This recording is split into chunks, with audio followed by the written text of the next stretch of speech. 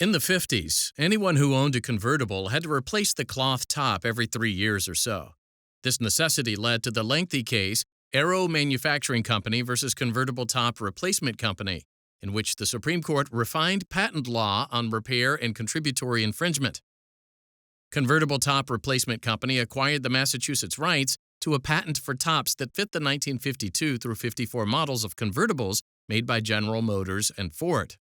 The owner of the patent, Automobile Body Research, had licensed the patent to General Motors, but not to Ford. Ford was accordingly infringing the patent by selling cars with those tops.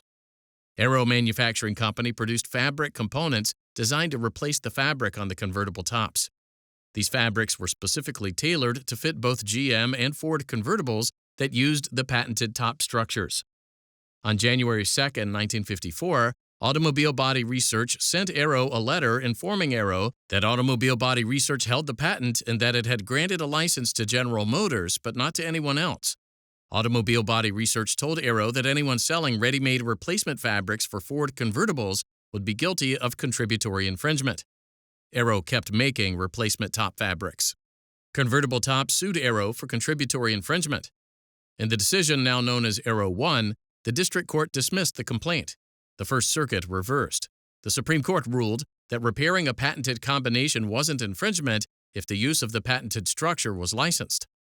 On remand, the district court dismissed Convertible Top's complaints against both General Motors and Ford.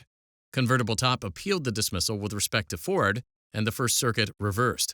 The United States Supreme Court granted cert to consider whether Aro, as a supplier of replacement fabrics used for infringing repairs by Ford, was liable for contributory infringement.